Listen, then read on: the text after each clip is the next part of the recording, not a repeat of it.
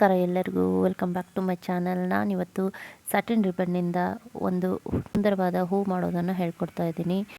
ಇದಕ್ಕೆ ನಾನು glue gun, satin ribbon, ನಂತರ ಒಂದು ಕ್ಯಾಂಡಲ್, ಮ್ಯಾಚ್ ಬಾಕ್ಸ್ ಮತ್ತು ಕತ್ರಿ ತಗೊಂಡಿದ್ದೀನಿ, ಕ್ಯಾನ್ವಾಸ್ ಬಟ್ಟೆ ತಗೊಂಡಿದ್ದೀನಿ. ಮೊದಲಿಗೆ ನಾನು ಸ್ಕೇಲ್ನಿಂದ 6 ಸೆಂಟಿಮೀಟರ್ನಷ್ಟು ರಿಬ್ಬನ್ನ ಕಟ್ ಮಾಡ್ಕೊಳ್ತಾ ಇದ್ದೀನಿ. ಇದೇ ಥರ ಬಹಳಷ್ಟು ಕಟ್ ಮಾಡ್ಕೋಬೇಕು. ನಿಮ್ಗೆ ಎಷ್ಟು ಪೆಟಲ್ಸ್ ಬೇಕೋ ಅಷ್ಟನ್ನು ಕಟ್ ಮಾಡ್ಕೋಬೇಕು.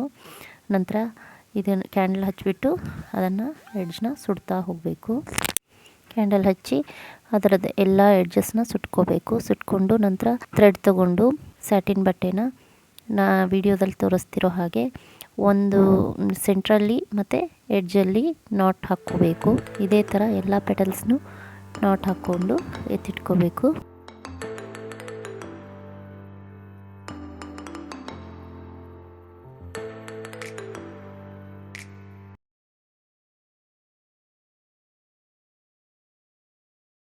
ಇದು ತುಂಬಾ ಚೆನ್ನಾಗಿ ಕಾಣುತ್ತೆ. ಇದನ್ನು ನಾವು ಹೂದಾನಿ ಥರ ಯೂಸ್ ಮಾಡ್ಬೋದು, ಅಥವಾ ನಾವು ಮಕ್ಕಳಿಗೆ ಕ್ಲಿಪ್ ಹೇರ್ ಅಸೆಸರೀಸ್ ಆಗಿನೂ ಯೂಸ್ ಮಾಡ್ಬೋದು. ಅರ್ಶಿನದ ಫಂಕ್ಷನ್ ಇದ್ದಾಗ ಇದೇ ಥರ ಯೆಲ್ಲೋ ಕಲರ್ ರಿಬ್ಬನಿಂದ ಫ್ಲವರ್ಸ್ ಮಾಡಿ ಅದರಿಂದನೂ ಜ್ಯುವೆಲ್ಲರಿ ಮಾಡ್ಬೋದು. ಇದು ತುಂಬಾ ಚೆನ್ನಾಗಿ ಕಾಣುತ್ತೆ. ಇದೇ ಥರ ಎಲ್ಲ ಪೆಟಲ್ಸ್ನು ನಾಟ್ ಹಾಕ್ಕೊಳ್ತಾ ಇದ್ದೀನಿ. ನಾಟ್ ಹಾಕ್ಕೊಂಡು ಎತ್ತಿಟ್ಕೋಬೇಕು.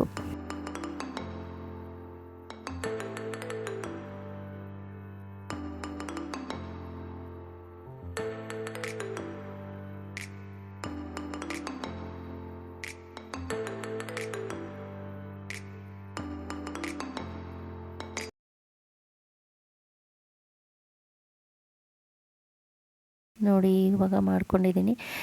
ನಾಟ್ ಹಾಕಿದ ನಂತರ 2 ಎಡ್ಜಸ್ನ ಸೇರಿಸ್ಬಿಟ್ಟು ಮತ್ತೆ ಕ್ಯಾಂಡಲ್ನ ಅಂಟಿಸ್ಕೊಂಡು 2 ಎಡ್ಜ್ನ ಸೇರಿಸಿ ಸುಟ್ಕೋಬೇಕು. ನಾಟ್ ಹಾಕಿದ್ದನ್ನು ಸೇರಿಸ್ಕೊಂಡು 2 ಎಡ್ಜಸ್ನ ಸುಟ್ಕೊಂಡು ಒತ್ಕೋಬೇಕು.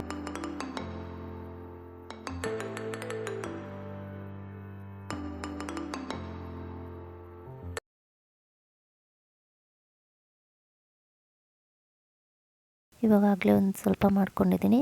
ಈಗ ಒಂದು ಕ್ಯಾನ್ವಾಸ್ ಬಟ್ಟೆಯಲ್ಲಿ ನನಗೆ ಎಷ್ಟು ಸೈಜ್ ಹೂ ಬೇಕೋ ಅಷ್ಟು ಸೈಜನ್ನು ಕ್ಯಾನ್ವಾಸ್ ಬಟ್ಟೆನ ರೌಂಡಾಗಿ ಕಟ್ ಮಾಡ್ಕೊಳ್ತಾ ಇದ್ದೀನಿ.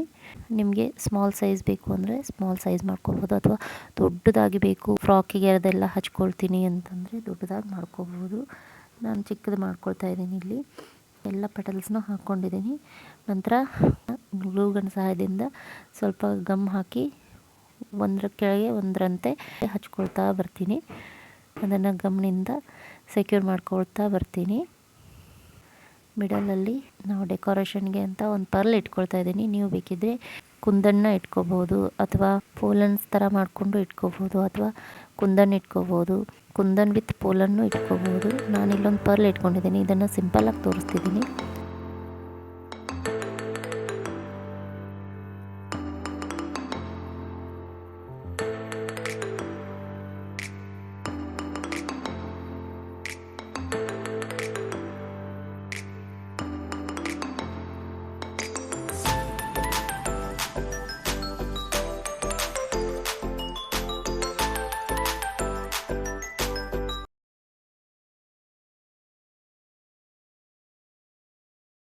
ಸಿಂಪಲಾಗಿ ಮಾಡ್ಕೊಂಡಿದ್ದೀನಿ. ಇದೇ ಥರ ನಾನು ಇನ್ನೂ ಒಂದು ಫ್ಲವರ್ ಮಾಡ್ಕೊಳ್ತಾ ಇದ್ದೀನಿ. ಅದಕ್ಕೂ ಕೂಡ ಬಟ್ಟೆಯಿಂದ ರೌಂಡಾಗಿ ಕಟ್ ಮಾಡ್ಕೊಂಡಿದ್ದೀನಿ. ಅದಕ್ಕೆ ಗಮ್ ಹಾಕಿ ಎಲ್ಲ ಪೆಟಲ್ಸ್ ಮಾಡ್ಕೊಂಡಿರೋ ಎಲ್ಲ ಪೆಟಲ್ಸ್ನೂ ಅಂಟಿಸ್ಕೊಳ್ತಾ ಇದ್ದೀನಿ. ಇದೇ ಥರ ಸುತ್ತ ಅಂಟಿಸ್ಕೊಂಡು ಮಿಡಲಲ್ಲಿ ಒಂದು ಪರ್ಲ್ ಇಟ್ಟಿದ್ದೀನಿ, ಪರ್ಲು ಅಂಟಿಸ್ಕೊಂಡಿದ್ದೀನಿ.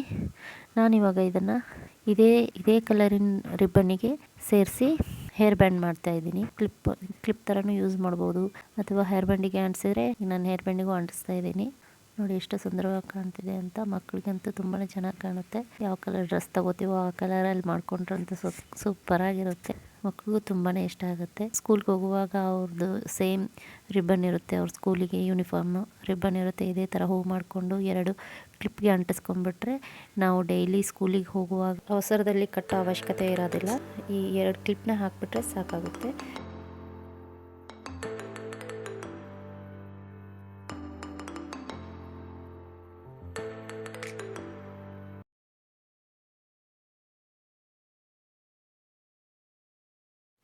ಈ ಸುಂದರವಾದ ವಿಡಿಯೋ ನಿಮಗೆ ಇಷ್ಟ ಆದಲ್ಲಿ ದಯವಿಟ್ಟು ಲೈಕ್ ಮಾಡಿ, ಶೇರ್ ಮಾಡಿ, ಕಮೆಂಟ್ ಮಾಡಿ, ಮರೆಯದೆ ಸಬ್ಸ್ಕ್ರೈಬ್ ಮಾಡಿ. ಪಕ್ಕದಲ್ಲಿರೋ ಬೆಲ್ ಬಟನ್ ಐಕನ್ನ ಪ್ರೆಸ್ ಮಾಡೋದನ್ನು ಮರಿಬೇಡಿ.